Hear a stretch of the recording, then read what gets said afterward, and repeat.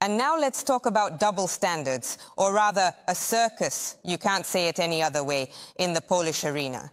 Power has changed, so large-scale purges are a completely natural process against the backdrop of years of lawlessness under the PiS regime. The Tusk team systematically eliminates its opponents, conducting thorough cleaning in all directions: special services, diplomatic corps, ministries. Today is the turn of the media. Interestingly, back in 2015, Law and Justice, after winning the elections, also decided to establish order in the media sphere. The first cleaning procedure was carried out by the public broadcaster, the same TVP television company, losing nearly 200 journalists as a result. In 2020, the state oil company Orlen takes over all local media from the German publishing group. Since that time, the Polish government controls approximately 80% of the local publications within the country.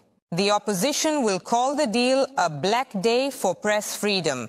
Thus, the Polish information space has become a single huge propaganda machine that did not hesitate to use any means to suppress political opponents in the PIS, both within the country and abroad. The boomerang effect worked, as did the PiS regime. Once upon a time, the Tusk government, or rather the Sejm, adopts resolutions of state media. In other words, immediately return them under the control of citizens. Now all Poles are promised to provide access to reliable, not narrow party information as it was before. What resulted and what's next? The question is unanswered. After all, the Polish authorities interpret the concept of freedom of speech in their own manner. The events happening in Poland can be called a soft state coup. The new government consistently takes control of the commanding heights in politics and, most importantly, in the economy. Over the past week, the new ministers not only took their offices, but also started a radical cleaning of their departments. It appears that Stawlenko PiS is unable to remain in the middle link, let alone positions such as deputy minister or his advisor. The leadership of the special services changed. Winners prepared to take on the main funds that served as wallets of the defeated. The system of budget financing during the rule of the PIS has become extremely opaque. More than half of the budget expenditures were carried out through the notorious funds. Who, how and where the state money was spent is still completely unclear. To say that they were embezzled would be an exaggeration, although probably not without it. The funds were utilized to maintain the entire economy of the nation under party control, and this mechanism operated with the utmost efficiency. The new authorities will surely soon conduct a series of high-profile anti-corruption processes. This will allow to destroy the PIS reputationally, and at the same time finally eliminate any chances of the party for a comeback. The resubordination of state media is indicative. Other branches and twigs of the government apparatus are also waiting the same. Harsh submission. On the eve of the recent elections, a so-called surveillance law was adopted. It was assumed that this would provide the FSB with complete dominance in the information sphere. Had a meeting with a large number of individuals. As indicated by representatives of the media, they are already imposing limitations on their statements out of fear of the uncertainties surrounding this particular law. Because most importantly, the conditions under which someone can be punished are very vaguely defined there. Even if you tell the truth there, however, if someone doesn't like this truth, they have the ability to do so, start a criminal case against you. So this is really an absolutely anti-democratic law.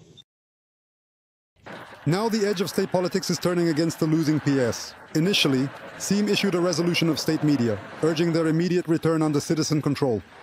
Although in fact the new authorities, the heads of TVP, Polish Radio and the PED agency were dismissed the day before.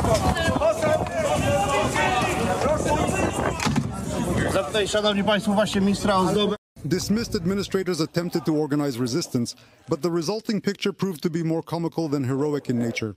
Supreme PiSowcy came to protest at the TV channel building. Their performances interrupting the film screening were immediately broadcasted on air.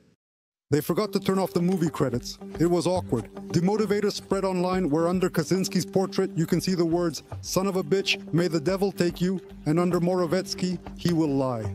The pathos of resistance, suffering as ex-politicians were ousted from the building without regard for their past ranks and merits. Please leave the Prime Minister alone, Moguzi! They are bandits! Let's make a premiere happen! Please exit the premiere! The buildings of Gozmi have been taken over and are currently under the control of unknown individuals. Strict police control, as they say, to prevent the removal and destruction of financial documentation. If so, then it is media officials who risk being the first to become the heroes of high-profile anti-corruption processes. This morning, lawyers sent by the new governments took seats in the directorate chairs. Co pan, dlaczego pan kobietę przepycha? Co pan robi? Co pan robi? Przestań, bandyto! Co robisz, bandyto? Co ty robisz? Facet, kurde! Posła bije! Those whose feathers served as bayonets of the past regime are being dismissed without mercy. Actually, they are firing all employees of Inform Program TVP simply in alphabetical order. Those who have not yet been informed of the contract termination are simply not allowed to serve. Their electronic passes have been cancelled. These people hardly have any reasons to be offended. 8 years ago, when state media was taken under control by PIS, 200 employees of state media were fired. They tried to protest in their defense. Strikebreakers were expelled from the squares.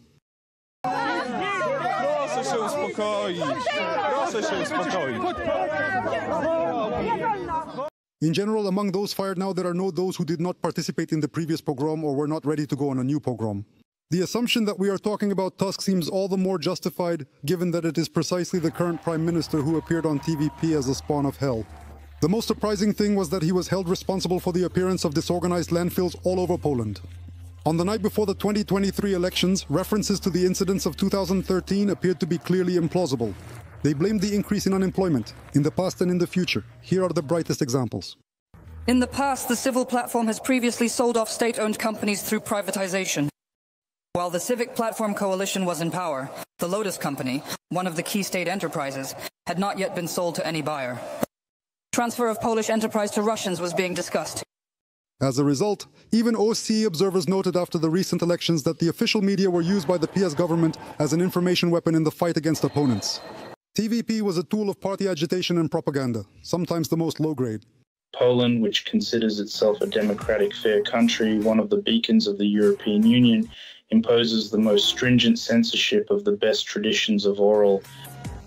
The whole story is interesting because we are witnessing a literal laboratory experiment that reveals the hidden chemistry in big politics. Here you can clearly see how her fundamental processes are occurring. In this instance, there is a change of the actual owner of state-owned media, from a list to a civil platform. In theory, the Polish media should represent the 1/3 of the citizens who voted for the Law and Justice Party. But no, they won't.